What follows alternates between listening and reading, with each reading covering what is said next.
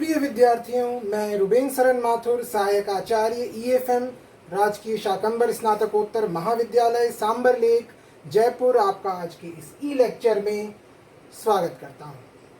विद्यार्थियों, पिछले ई लेक्चर्स में हमने बीकॉम तृतीय वर्ष के अंतर्गत बिजनेस बजटिंग पेपर, जो आपका ईएफएम विषय है, उसका पेपर बिजनेस बजटिंग, उसका अध्ययन आरंभ किया था।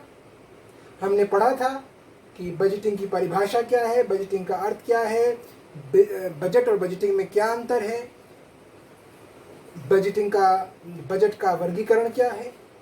हमने फ्लेक्सिबल बजट, मास्टर बजट और कॉस्ट ऑफ प्रोडक्शन बजट के एक प्रैक्टिकल क्वेश्चंस का भी अध्ययन किया था।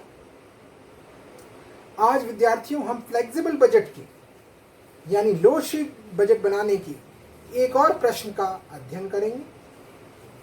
तो विद्यार्थियों,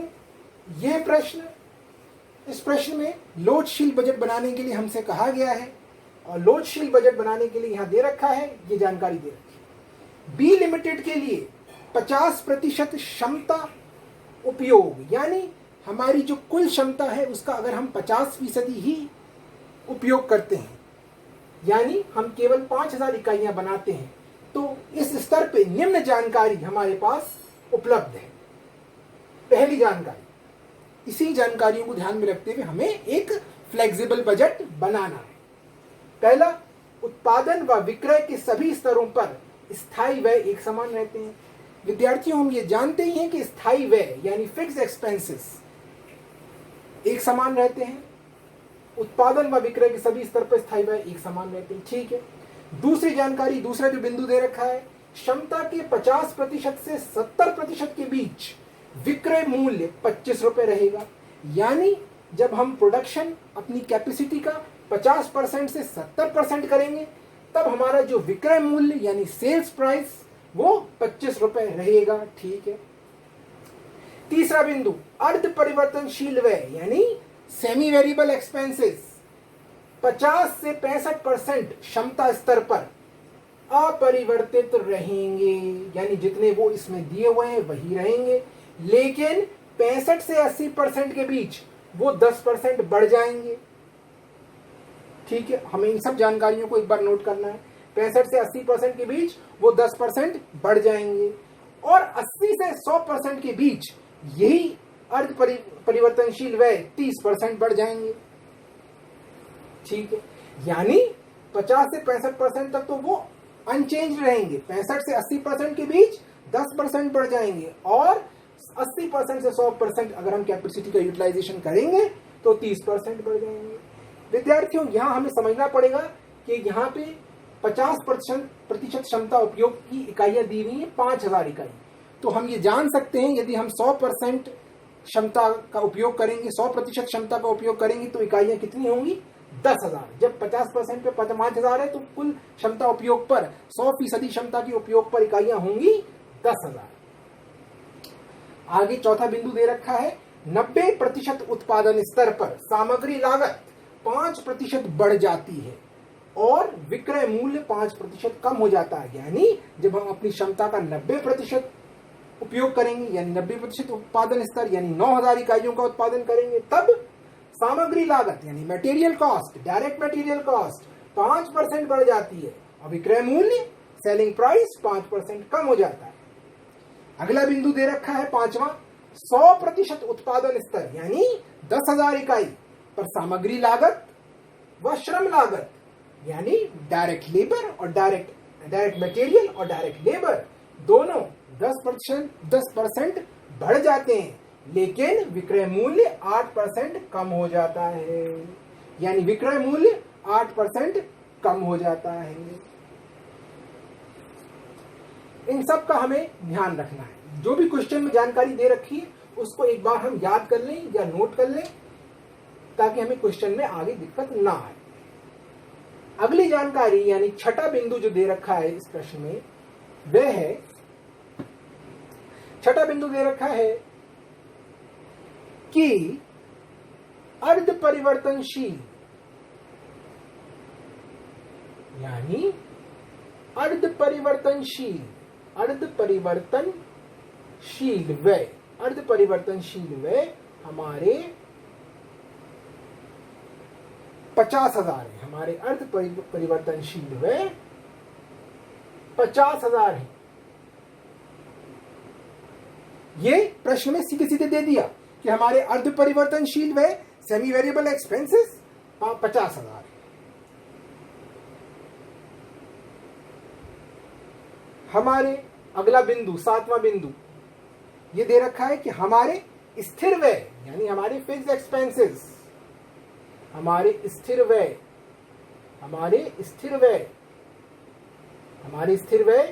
58,000 रुपए हैं। 58,000 रुपए हैं। अगला 8वां बिंदु दे रखा है कि परिवर्तनशील व्यय निम्न प्रकार हैं, यानी परिवर्तनशील व्यय यहां दे रखे हैं। परिवर्तनशील व्यय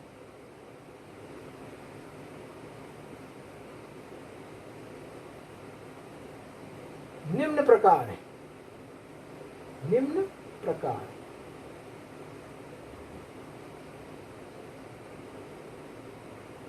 प्रकार हैं। परिवर्तनशील व्यय निम्न प्रकार हैं, यानी हमारे परिवर्तनशील व्यय निम्न प्रकार हैं। पहला हमारा सामग्री लागत। सामग्री हमारी कितनी है?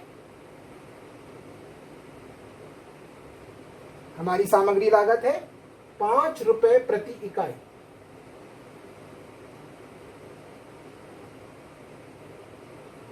₹5 प्रति इकाई। हमारी श्रम लागत, डायरेक्ट लेबर, हमारी श्रम लागत ₹2 प्रति इकाई।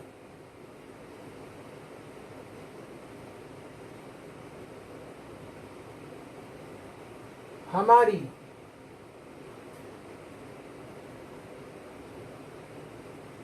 जो डायरेक्ट एक्सपेंसेस हैं, यानी डायरेक्ट एक्सपेंसेस, हमारे डायरेक्ट एक्सपेंसेस प्रत्यक्ष व्यय कितने हैं हमारे? ये ₹1 प्रति इकाई।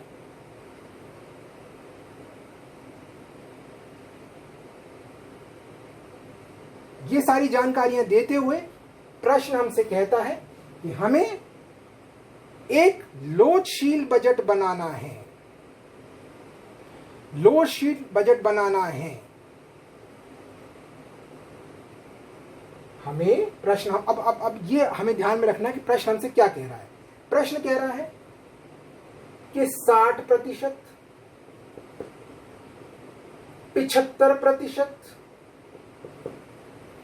90% तथा 100%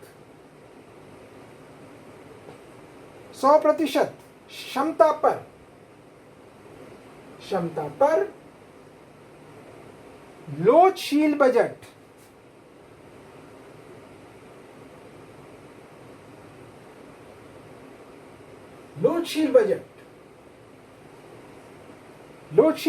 के माध्यम से एक लाभ पूर्वानुमान विवरण तैयार कीजिए। लोचशील बजट के माध्यम से एक लाभ पूर्वानुमान विवरण तैयार कीजिए। एक लाभ पूर्वानुमान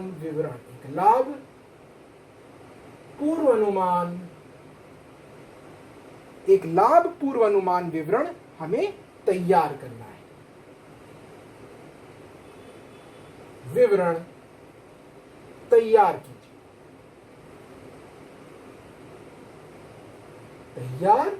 कीजिए।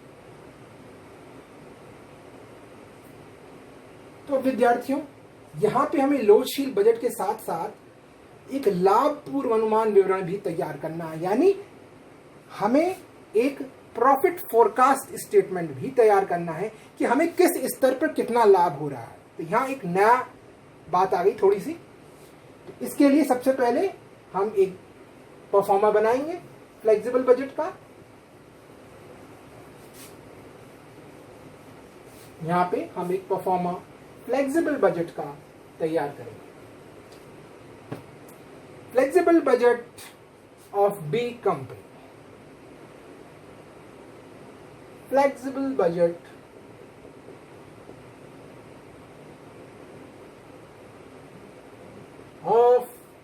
B company of B Limited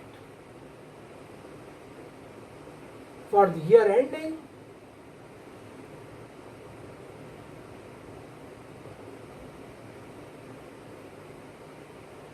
यहां हमने फ्लेक्सिबल बजट लिख दिया।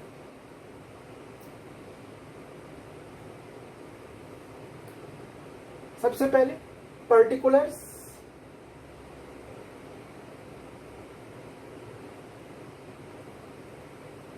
यहां पे पर्टिकुलर्स, यहां पे हम कैपेसिटी लेवल्स, क्षमता स्तर, कैपेसिटी लेवल्स। अब कैपेसिटी लेवल्स हमारे पास बहुत सारे आ गए। सबसे पहले प्रोडक्शन एंड सेल्स, ये हमारा प्रोडक्शन है और यही हमारी सेल्स है। एंड सेल्स, ये हमारी कितनी है? Capacity levels. यहां पे कैपेसिटी लेवल्स में सबसे पहले कैपेसिटी लेवल 60%, फिर 75%, फिर 90%, फिर 100%। 60% तो क्या हो गया? जब 6000,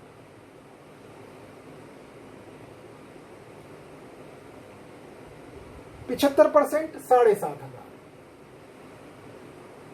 80% 90% 9000 और 100% 10,000। इस प्रकार ये हमारा प्रोडक्शन एंड सेल्स आ गई यूनिट्स में।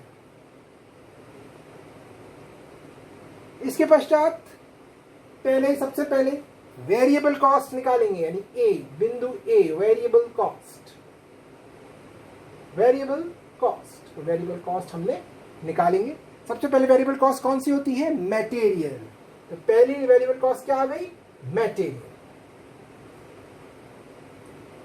अब मटेरियल जब हम निकालेंगे तो विद्यार्थियों सबसे पहले हमें ध्यान रखना पड़ेगा कि पर यूनिट मटेरियल यानी प्रति इकाई सामग्री लागत कितनी है।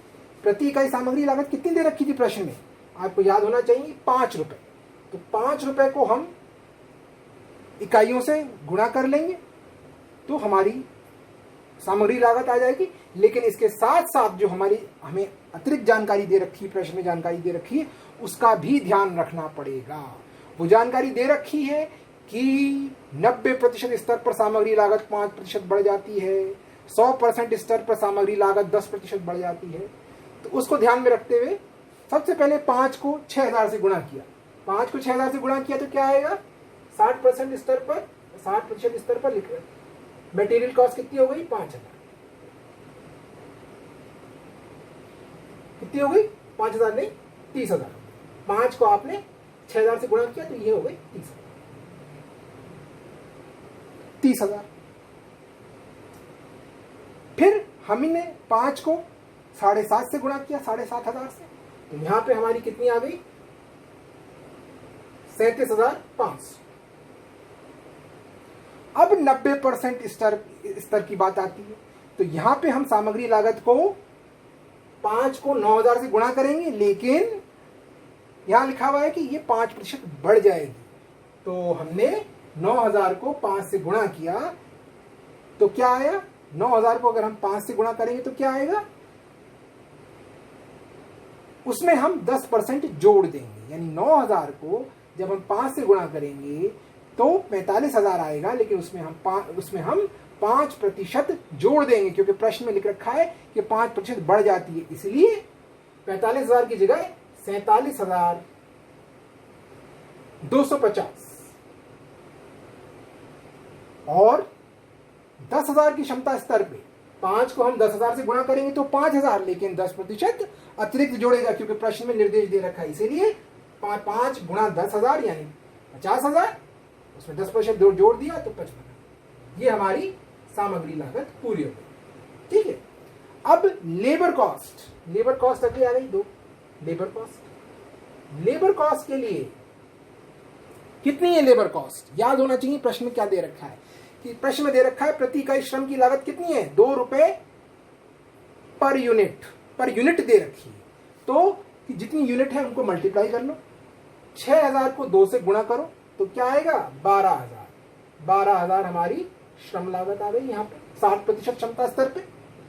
यहाँ हमने लेबर को 2 को 7500 से गुणा किया 75% क्षमता स्तर पे तो क्या आया 15000। 7500 को दुगना करो 15000।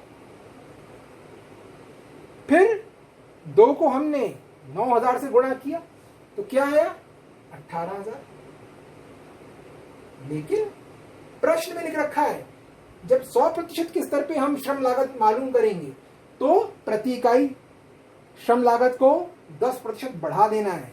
यानी 2 को हमने 10,000 से गुणा किया तो क्या आया 20,000, लेकिन 10% जोड़ दिया यानी 2000 जोड़ दिया तो 22,000। 20,000 प्लस 2000 यानी 22,000। यहाँ पे हमारी श्रम लागत 22,000 आ गई। ठीक है, अब बारी आती है प्रत्यक्ष व्यय की यानी डायरेक्ट एक्सपेंसेस की। ये हो गए डायरेक्ट एक्सपेंसेस, ये डायरेक्ट लेबर था, ये direct expenses. Direct expenses, direct expenses हमारे कितने थे 1 रुपए प्रति इकाई। तो 1 रुपए प्रति इकाई को सीधे से जितनी भी यूनिट्स हैं उससे मल्टीप्लाई कर दो, यानी सीधा सीधा है 6000 को 6000 से गुणा किया तो 6000 आ गया। यहाँ पे 7500 को 7500 से गुणा किया तो 7500 आ गया। 9000 को 9000 से गुणा किया तो 9000 आ गया। 9000 को 1 से गुणा किया तो 7500 को 1 से गुणा किया 7500। 9000 को 1 से गुणा किया 9000। 10,000 को 1 से गुणा किया तो 10,000। ये यहाँ पे हमने सभी क्षमता स्तर, चारों क्षमता स्तर पर मटेरियल, लेबर और डायरेक्ट एक्सपेंसेस यानी वेरिएबल कॉस्ट हमने निकाली है। इन सब का ये हमारा टोटल आ जाएगा। टोटल टोटल टोटल इस प्रकार से हमारा टोटल आएगा 48,000। किस पे 60% क्षमता स्तर पर वेरिएबल कॉस्ट का टोटल कितना आ रहा है 48,000। 75% क्षमता स्तर पर वेरिएबल कॉस्ट का टोटल कितना आ रहा है 60,000।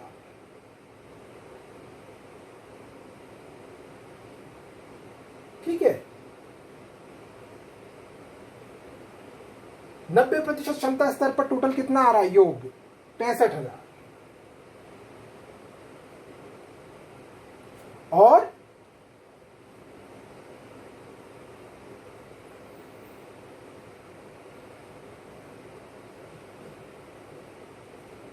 $60,000।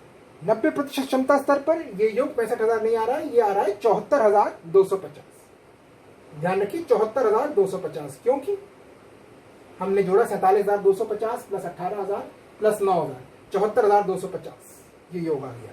यानी 60% क्षमता स्तर पर तो हमारी जो कुल परिवर्तनशील लागत है वो 48,000 है, 75% पे 60,000 है और 90% पे 74,250 है और 100% पे ये हमारी लागत आती है 10,000 प्लस 55,000 प्लस 22,000 प्लस 10,000 यानी 87,000। ये हमारी कुल परिवर्तनशील लागत।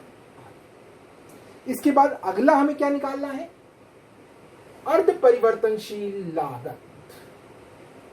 अर्ध परिवर्तनशील लागत, तो यहां पे हम इसको मिटा देंगे और अर्ध परिवर्तनशील लागत निकालेंगे।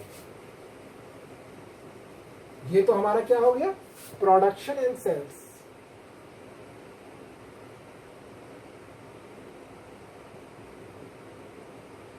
And sales.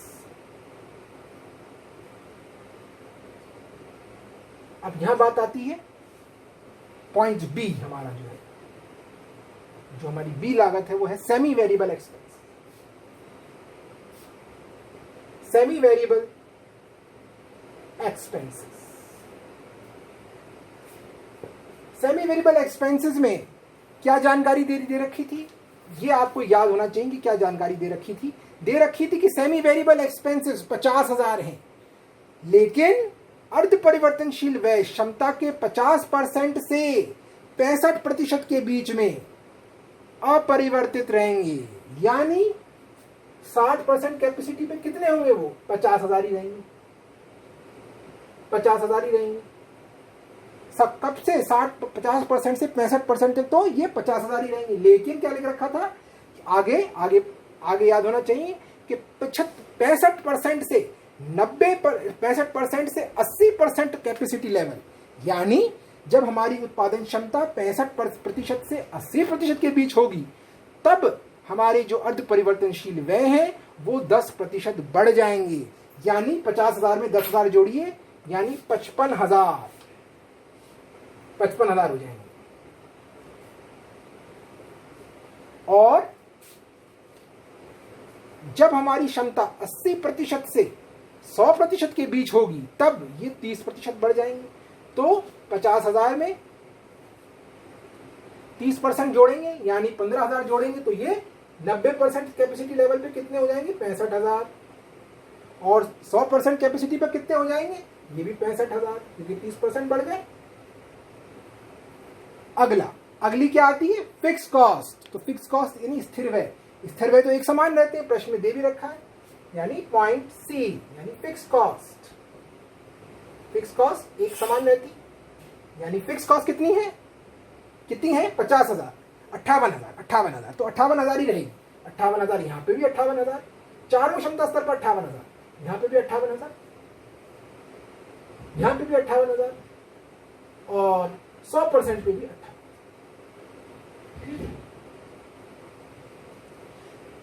ये निकालने के बाद हम टोटल कॉस्ट निकालेंगे, क्योंकि हम जानते हैं कि हमारी जो वेरिएबल कॉस्ट है वो कितनी आई थी। आपको याद रखना चाहिए वेरिएबल कॉस्ट हमारी कितनी आई थी सभी क्षमता स्तर पर।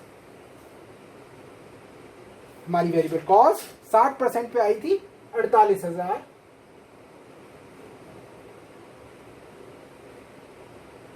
75% पे आई थी 60,000 और 90% पे आई थी 74,250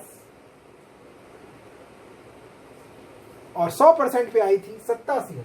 अब इन तीनों लागतों को, तीनों प्रकार की लागतों को हम तीनों का योग करेंगे, तब जाके हमें कुल लागत आ जाएगी। सबका योग करेंगे, सबका योग किया तो 60% क्षमता स्तर पर हमारी कुल लागत कितनी आई? हमारी कुल लागत आई 1,56,000।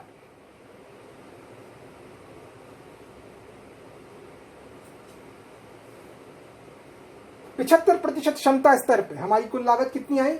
1,73,000।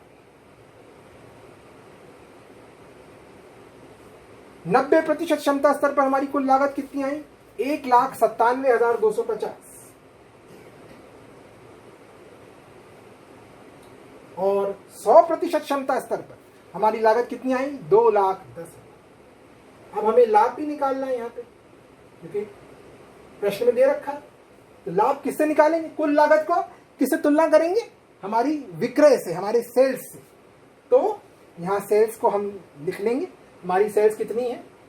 यहाँ पे सेल्स को यहाँ लिख लेंगे। पॉइंट डी तो हमारा क्या हो जाएगा? लाभ। और पॉइंट ई सेल्स। तो सेल्स हमारी कितनी है? सेल्स ये है 1,50,000। कैसे निकाली सेल्स? विक्रय मूल्य दे रखा है कि कुछ प्रश्न में? प्रश्न में विक्रय मूल्य दे रखा है। प्रश्न कह रहा है कि 50 से 70% क्षमता स्तर पर विक्रय मूल्य 25 रुपए रहेगा। तो इसका मतलब हमने 6,000 की हमारी इकाई है, उसको हमने 25,000 से गुणा किया तो 1.5 लाख हमारी सेल्स आ गई। अब बताइए यहाँ इस स्तर पर लाभ हो रहा है या हानि हो रही है? 1,56,000 तो कुल लागत है, 1,50,000 यहाँ पे विक्रय यानी सेल्स आ गए, तो हानि हो गई 6,000 की। यहाँ माइनस में 6,000 चले गए, माइनस में 6,000। अब 75% क्षमता स्तर पर हम सेल्स को निकालेंगे। 75% क्षमता स्तर के लिए प्रश्न ने क्या निर्देश दे रखा है? याद करिए कि प्रश्न ने 75% क्षमता स्तर के लिए क्या निर्देश दे रखा है।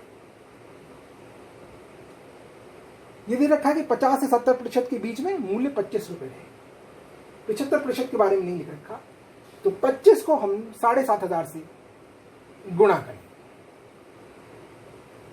यानी 25 को हम 7,500 से गुणा करें।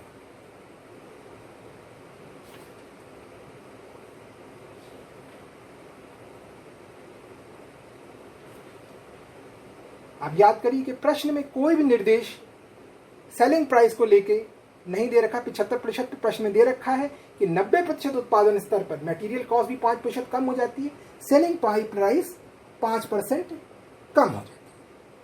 ठीक है, तो यहां पे हम सबसे पहले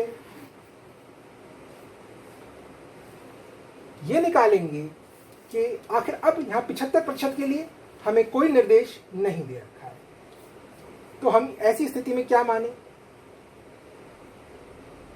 इसके लिए सबसे पहले हम 25 को 7,500 से गुणा करेंगे, यानी 1,87,500। ऐसी स्थिति में हम यही मानेंगे कि 25 रुपए ही विक्रय मूल्य है, क्योंकि अन्य कोई जानकारी नहीं दे रखी है, तो 1,87,500 हम यहां सेल्स मान लेंगे।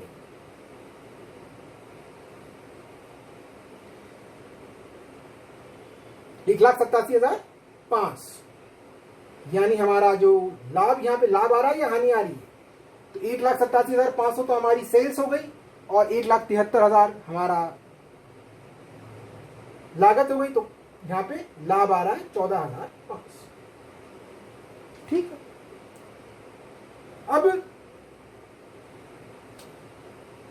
90% उत्पादन स्तर, यहां पे हमारी लागत कितनी आ रही है 1,97,250, यहां सेल्स कितनी आ रही है हमारी, कोई निर्देश दे रखा है प्रश्न में 90% उत्पादन स्तर पर सामग्री लागत 5% बढ़ जाएगी और विक्रय मूल्य 5% कम हो जाएगा। तो प्रश्न में सीधा दे रखा है कि विक्रय मूल्य 5% कम हो जाएगा, तो इसका मतलब 5% कम करना है, यानी 25 को मल्टीप्लाई करेंगे 9,000 से और 5% कम कर देंगे, यानी 25 को 9,000 से मल्टीप्लाई किया, 5% कम किया, यानी 2,13,750, यानी 5% हमने घटा दिया, 25 में से 5% घटा दिया, यानी 25 का 95% निकाल लिया, उसको 9,000 से मल्टीप्लाई कर दिया, तो 2,13,750। फिर 100, तो यहाँ पे लाभ हो रहा है या हानि हो रही है, तो 2,13,750 में तो कुल विक्रय यहाँ पे 1,97,250 लागत है, तो यहाँ पे लाभ हो रहा है। लाभ कितना हो रहा है, दोनों का अंतर कितना है 16,500, ये प्लस के दो 16,500। और आखिरी स्तर 100% वाला, यहां सेल्स कितनी है, प्रश्न में दे रखा है कि 100% उत्पादन स्तर पर सामग्री व श्रम लागत 10% बढ़ जाएगी और विक्रय मूल्य 8% कम हो जाएगा। तो यहां पे 25% का 25 का 8% कम कर लेंगे, 92% निकाल के 25 का उसको 10,000 से गुणा कर देंगे, तो यहाँ पे हमारा विक्रय यानी सेल्स आ जाएंगे 2,30,000, सेल्स आ गई 10,000 से मल्टीप्लाई किया 2,30,000 आ गई। और यहाँ लाभ हो रहा है या हानि हो रही, लाभ हो रहा है, यहाँ 20,000 का लाभ हो रहा है। तो इससे पता चलता है कि अगर हम 100% उत्पादन स्तर पर उत्पादन करेंगे तो हमें 20,000 का लाभ होगा, अगर हम 90% उत्पादन स्तर पर उत्पादन करेंगे तो 16,500 का लाभ होगा, अगर 75% उत्पादन स्तर पर उत्पादन करेंगे तो 14,500 का उत्पादन होगा, का लाभ होगा, और अगर 60% उत्पादन स्तर पर उत्पादन करेंगे तो 6,000 की हानि होगी। तो यहाँ पे हमें 60% उत्पादन स्तर पर उत्पादन नहीं करना चाहिए और सबसे लाभप्रद 100% उत्पादन स्तर पर उत्पादन करना है। ये हमारी सेल्स हो गई और ये हमारा प्रॉफिट या लॉस जो भी। इस प्रकार इस विवरण से हमें ये बात मालूम चली। इस प्रकार से हमने लोचशील बजट बनाया, साथ में लाभ पूर्वानुमान विवरण भी बनाया।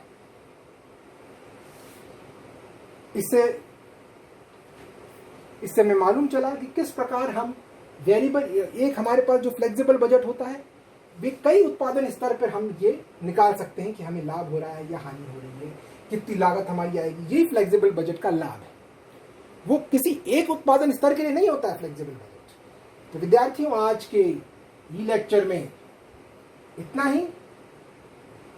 आगे की लेक्चर्स में हम और प्रश्नों को लेंगे, और जटिल प्रश्नों को लेंगे और देखेंगे। बहुत बहुत धन्यवाद।